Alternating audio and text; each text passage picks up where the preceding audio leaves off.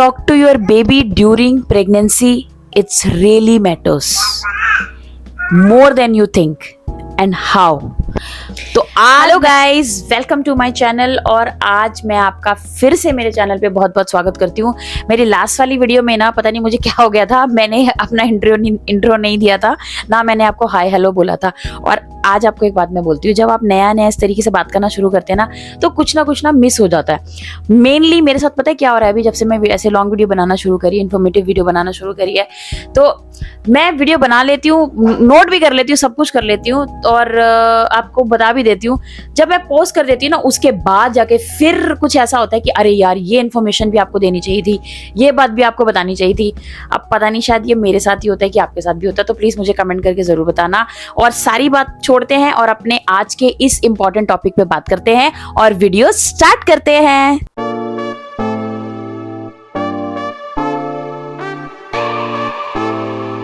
तो आज मैं आपसे इसी टॉपिक के बारे में बात करने वाली हूँ और इस वजह से मेरे साथ क्या मैजिक हुआ था वो बताने वाली हूँ।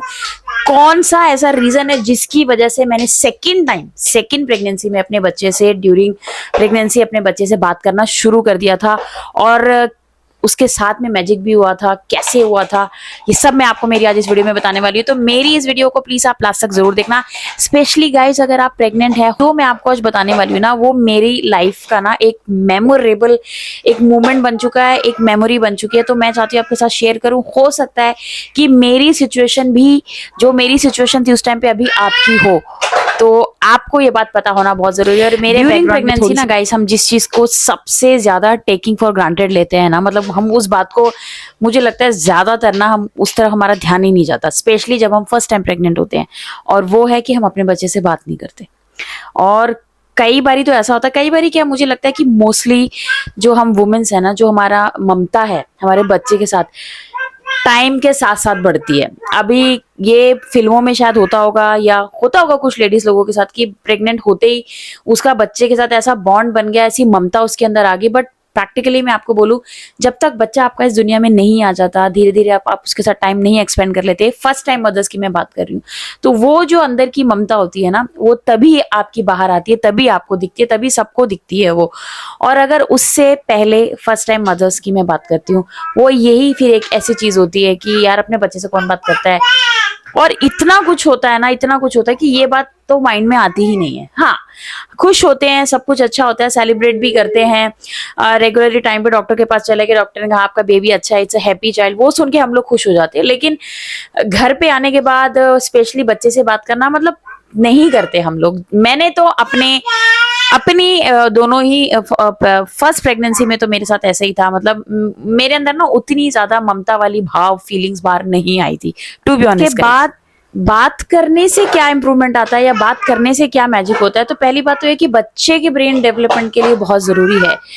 कई बारी बच्चे को मतलब कहते हैं, अगर बच्चा माँ की वूम में वीक है, अगर माँ उससे बात करती है, प्यार से बात करती है, तो बच्चे के अंदर वो चीजें, मतलब एक स्ट्रेंथ आने लगती है, पॉजिटिविटी आने लगती है, और बहुत अच्छे से बच्चे का डेवलपमेंट होता है। और कई बारी तो ऐसा होता है, पूरी प्रेगनेंसी में बच्चे को लेके कुछ ना कुछ प्रॉब्लम होती है, बट जैसे जैसे माँ से बात करती रहती पर एंड में कई बार ऐसा हो जाता है कि इतने अच्छे से डिलीवरी हो जाती है, बच्चा इतने अच्छे तरीके से आ जाता है कि माँ सरप्राइज हो जाती है। तो गाइस, माँ का बच्चे से ड्यूरिंग प्रेगनेंसी बात करना ना, एक बहुत ही, जिसको मैं बोलती हूँ ना, ये एक एसेंशियल है। अगर बच्चे के लिए एसेंशियल है तो माँ के लिए भी है। और ऐसा मैंने अपने केस में एक्सपीरियंस किया जब मैं सेकेंड टाइम मदर बनी। तो और उसका रीजन है एक, क्यों मैंने ऐसा किया, क्योंकि ये बात मेरे माइंड में भी पहले नहीं आई थी। रीजन मैं आपको बताती हूँ कि मैं ड्यूरिंग प्रेगनेंसी अपने बच्चे से बात क्यों करती थी। रीजन था मेरी बड़ी बेटी। क्यों?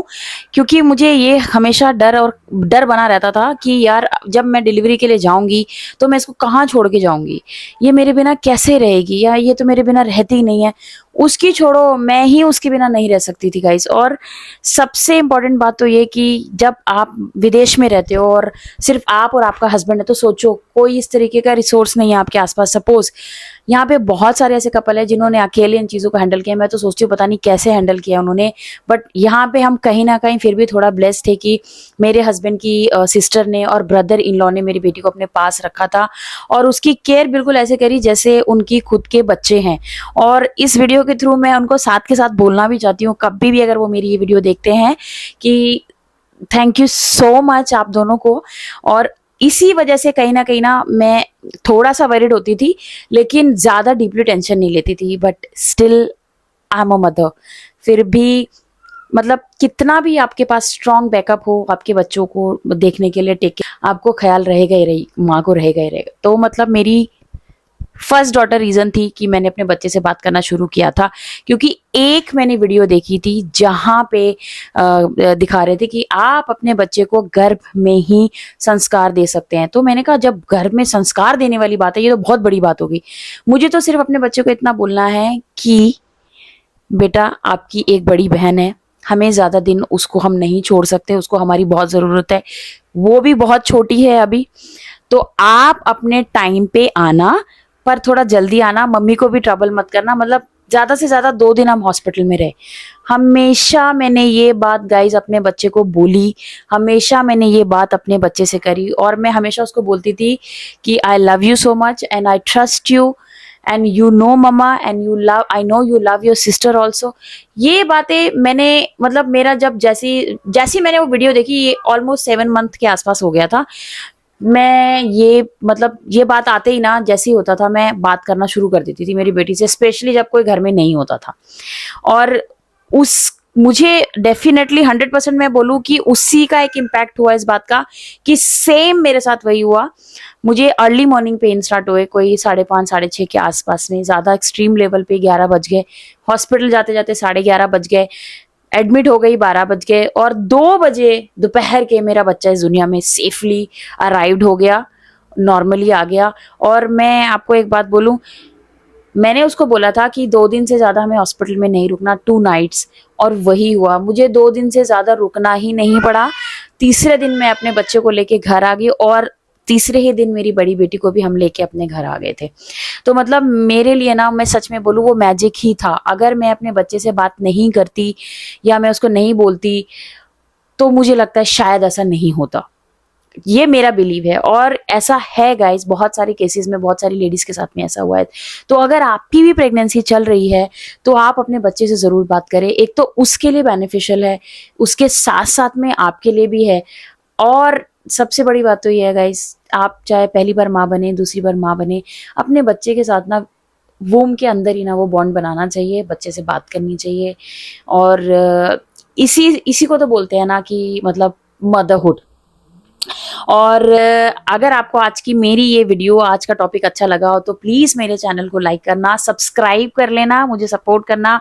और नेक्स्ट वीडियो में मिलते हैं, तब तक आप अपने घर में अच्छे रहें, खुश रहें, अपनी प्रेगनेंसी को खूब इंजॉय करें, अपने बच्चे से बात करें।